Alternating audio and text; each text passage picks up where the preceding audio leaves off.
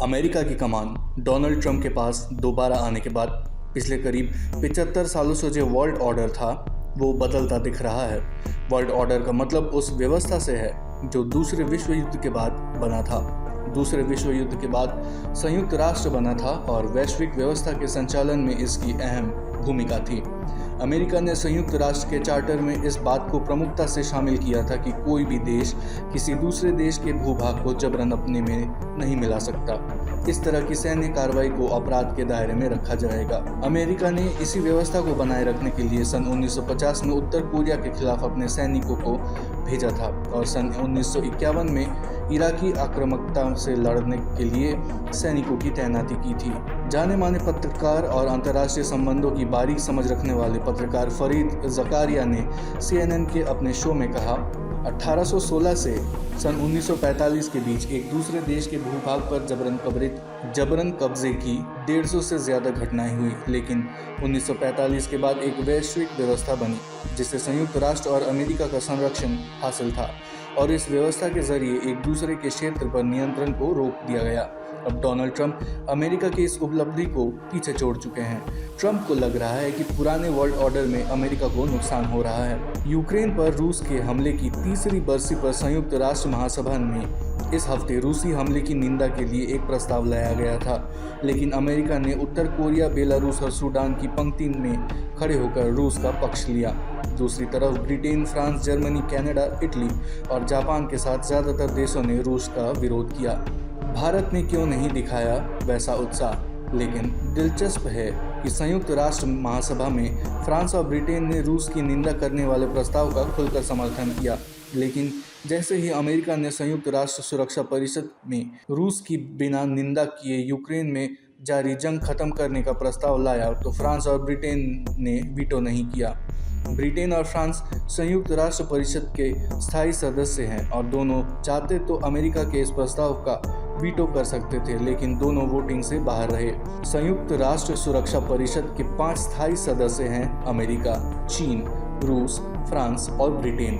इसके अलावा 10 अस्थायी सदस्य हैं जो हर महीने बदलते रहते हैं। अमेरिका का यह प्रस्ताव 10 वोटों से पास हो गया, लेकिन ब्रिटेन और फ्रांस के अलावा यूरोप के 3 और देश ग्रीस, डेनमार्क और स्लोवेनिया वोटिंग से बाहर रहे। अगर फ्रांस और ब्रिटेन चाहते तो अमेरिकी प्रस्ताव को ब्लॉक कर सकते थे। ट्रंप के दोबारा राष्ट्रपति बने मुश्किल से 1 महीना हुआ है और वह अमेरिका को उस खेमे के करीब ले जा रहे हैं जो दशकों से दुश्मन माना जाता रहा है। वहीं अमेरिका को लेकर उन देशों में अविश्वास बढ़ रहा है जो पारंपरिक रूप से विश्व युद्ध के बाद दोस्त रहे हैं। दिलचस्प है कि जो चीन और भारत रूस के दोस्त माने जाते हैं, उनके व्यवहार में भी रूस को लेकर ट्रंप की तरह क्रांतिकारी बदलाव नहीं आया है। UN महासभा में रूस की निंदा वाले प्रस्ताव पर वोटिंग से चीन और भारत बाहर रहे, जबकि अमेरिका ने रूस के पक्ष में मतदान किया। यानी चीन और भारत की विदेश नीति में रूस को लेकर एक तरह की निरंतरता है, जबकि अमेरिका के रूस में अविश्वसनीय बदलाव आया है। अमेरिकी एंटरप्राइज इंस्टीट्यूट के फेलो और वॉल स्ट्रीट जर्नल के कॉलमनिस्ट सदानंद धूमे ने रूस के समर्थन में अमेरिका के जाने पर लिखा है, एक वैकल्पिक दुनिया में भारत की अपनी जगह सुरक्षित है। अमेरिका पागल हो सकता है, लेकिन भारत एक हद से ज़्यादा रूस के समर्थन में नहीं आ सकता है। सदानंद धूमे की इस टिप्पणी पर थिंक टैंक ब्रुकिंग्स इंस्टीट्यूट की सीनियर फेलो तन्वी मदान ने लिखा है, भारत अब भी स्थिर है। भारत नहीं चाहता है कि क्षेत्रीय अखंडता के उल्लंघन या विस्तारवाद को समर्थन या मान्यता दी जाए। भारत यूरोप के साथ भी सकारात्मक संबंध बनाकर रखना चाहता है। दिल्ली स्थित जवाहरलाल नेहरू यूनिवर्सिटी में रूसी और मध्य एशिया अध्ययन केंद्र में प्रोफेसर संजय कुमार पांडे से पूछा कि इस तरह से ट्रंप रूस को लेकर उत्साह दिखा रहे हैं, वैसा उत्साह भारत क्यों नहीं दिखा रहा है। इस सवाल के जवाब में प्रोफेसर संजय कुमार पांडे कहते हैं, ट्रंप क्या करना चाहते हैं इसे अभी सपाट तरीके से नहीं समझा जा सकता है। रूस के प्रति ट्रंप की उदारता स्थायी है या अस्थायी, इसे अभी समझा जाना बाकी है। हम इसे इतना सपाट नहीं देख सकते हैं कि ट्रंप रूस से दोस्ती करना चाहते हैं। भारत और रूस का संबंध ऐतिहासिक है और यह ट्रंप या बाइडेन के रुख से तय नहीं होता है। प्रोफेसर पांडे कहते हैं, अभी यह देखना बाकी है कि ट्रंप जो रुख रूस को लेकर अपना रहे हैं, क्या वही रुख चीन को लेकर भी अपनाने जा रहे हैं? अगर चीन को लेकर भी यह रुख अपनाते हैं तो भारत को सोचना होगा। ट्रंप की नीति पर अभी कुछ भी कहना खतरे से खाली नहीं है। अमेरिका चाहता क्या है? ट्रंप की नीतियों को लेकर न केवल पूरी दुनिया में उथल पुथल की स्थिति है, बल्कि अमेरिका के भीतर भी कई तरह के सवाल उठ रहे हैं। संयुक्त राष्ट्र में अमेरिका की राजदूत रही निकी हेली ने एक्स पर लिखा है, अमेरिका हमेशा से स्वतंत्र और लोकतंत्र का स्तंभ रहा है। नैतिक रूप से स्पष्ट होना चाहिए। हम गलत और सही के बीच की लाइन धुंधली नहीं कर सकते। हमें कोई एक पक्ष चुनना होगा और हमें किसी भी सूरत में तानाशाह का पक्ष नहीं चुनना चाहिए। पिछले हफ्ते फ्रांस के राष्ट्रपति इमैनुएल मैक्रोन अमेरिकी राष्ट्रपति डोनाल्ड ट्रंप से मिलने व्हाइट हाउस गए थे और उन्होंने मीडिया के सामने ट्रंप को यूक्रेन के मामले में काउंटर किया। ब्रिटेन के प्रधानमंत्री भी व्हाइट हाउस जाने वाले हैं। अगर ट्रंप रूस के साथ यूरोप की चिंता किए बिना आगे बढ़ते हैं तो यूरोप, कनाडा और एशियाई सहयोगी जैसे जापान और दक्षिण कोरिया भी अपनी अलग राह देख सकते हैं। दूसरी तरफ रूस भी राजनयिक अलगाव और प्रतिबंधों से बाहर आएगा। ट्रंप की नीतियों से केवल यूरोप और अमेरिकी सहयोगी ही प्रभावित नहीं होंगे, बल्कि भारत के लिए भी चुनौतियां बढ़ेंगी। किशोर महबूब बानी सिंगापुर के स्कॉलर और पूर्व डिप्लोमेट है।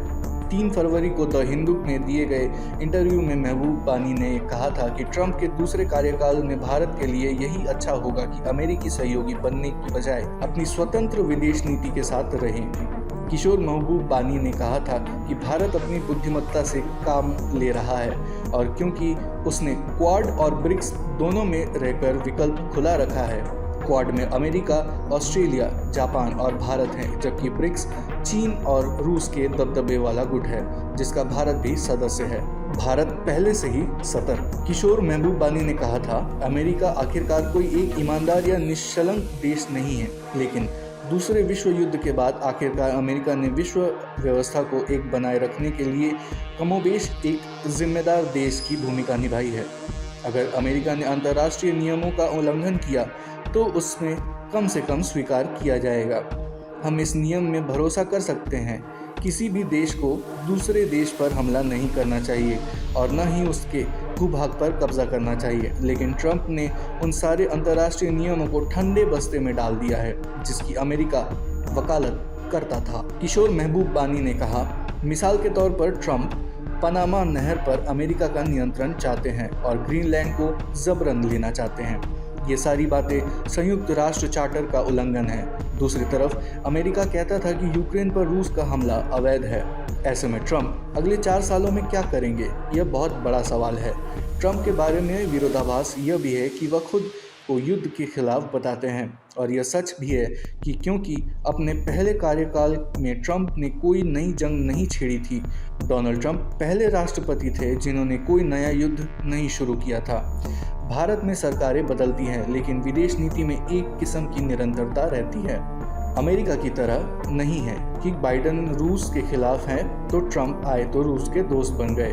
भारत की विदेश नीति की बुनियाद गुट निरपेक्षता में रखी गई थी, यानी भारत किसी गुट में नहीं होगा। भारत की इस विदेश नीति का पालन सभी सरकारों ने किया। पिछले 11 सालों से बीजेपी की सरकार है और यह सरकार बहुध्रुवीय दुनिया की वकालत कर रही है, यानी नॉन अलाइनमेंट से बढ़कर मल्टी अलाइनमेंट की बात की जा रही है।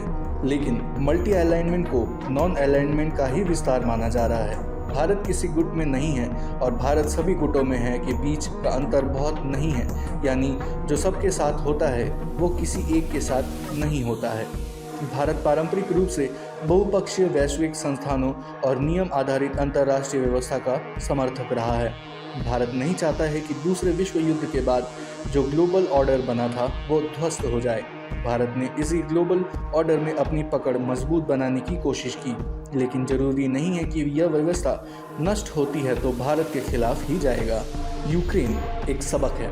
Institute of south Asia studies के विजिटिंग प्रोफेसर सी राजमोहन ने इंडियन एक्सप्रेस में लिखा है, ट्रंप न केवल यूक्रेन और रूस को लेकर अमेरिकी नीति बदल रहे हैं, बल्कि अपने पुराने सहयोगियों से भी दूर हो रहे हैं। ट्रंप की सोच अपने प्रतिद्वंदी रूस और चीन से अच्छी डील करने की है। दूसरी तरफ भारत की नीति है कि अमेरिका की बदलती नीति को ठीक से हैंडल किया जाए। इसीलिए भारत ब्रिक्स के साथ भी जुड़ा है।